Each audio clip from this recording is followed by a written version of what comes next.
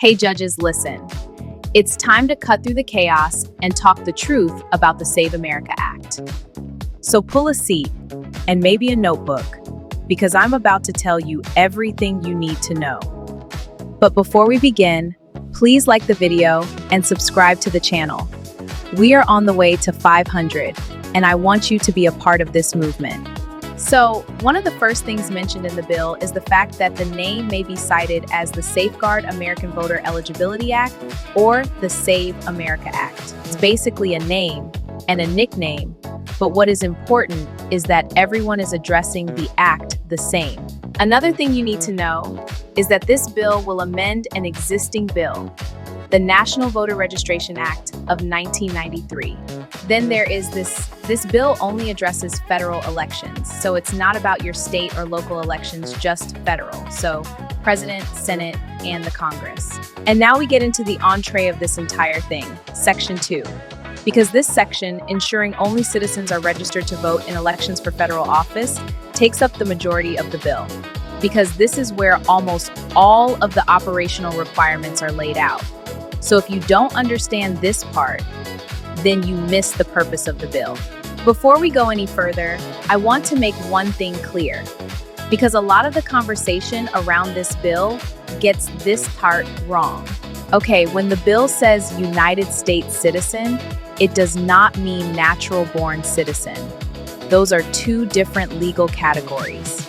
And the difference is a person's ability to run for Congress and a person's ability to run for the presidency. They are not the same. So basically, this bill is not saying if you were not born here, you cannot vote. However, it is stating that you must be a United States citizen to vote. I had to throw this in here because this video is about education. So now we know that an immigrant in the country legally and with U.S. citizenship will be able to vote under this bill. And I know someone who will push back saying this is already a thing.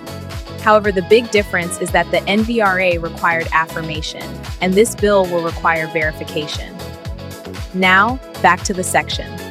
Section 2 starts by defining what documentary proof of United States citizenship means under this act. The first item listed is any government-issued identification that explicitly states the applicant is a United States citizen. And I'll say this plainly, I'm not aware of any standard ID that currently prints that, so keep that in mind as we continue with dissecting this thing. The next category the bill lists is the standard citizenship documents. I'm not going to read the entire list here, but I encourage you to go review the document on your own. I'll add it to the description to help you navigate. All right, take a breath, stretch, because now we are going deeper. Now, once the bill finishes listing the documents, it shifts into what states actually have to do with the information. One requirement here is that states have to run the applicant's information against federal databases to confirm citizenship status. And if the information doesn't match, the state has to notify the applicant and give them a chance to provide additional proof. Also, it makes clear that the state can't just reject the application on the first mismatch. They have to give the person an opportunity to fix whatever the issue is. For example, if a person gets married and changes their last name, but one of the federal databases still has the previous name on file, that can create a mismatch. And based on the bill, in a situation like this, the state has to reach out and give the applicant a chance to correct it. So maybe this ends up as a delay, but not an automatic denial. And this part of the bill requires states to document the verification for each review, not just the ones with mismatches. They have to keep a record of what they checked, what the result was, and how the review was handled. Okay, judges, we are almost there. If you stay a while longer, you will be fully equipped to speak on this conversation with confidence and clarity. Now, after the documentation piece, we move to Section 3.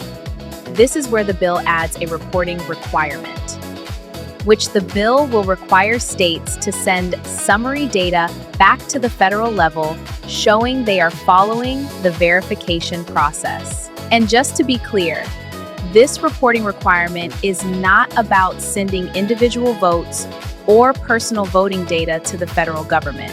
And the last thing, and probably the most important to remember, The bill doesn't define the full workflow, just the requirement.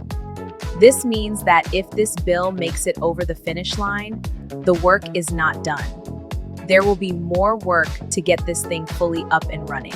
And there you have it, judges. I've unpacked this suitcase so you don't have to. Okay, if you found this breakdown helpful, remember to like, comment, subscribe, and share. And if you want more of these deep dives, drop some topics in the comments. I'm watching. Until next time, judges. Bye-bye.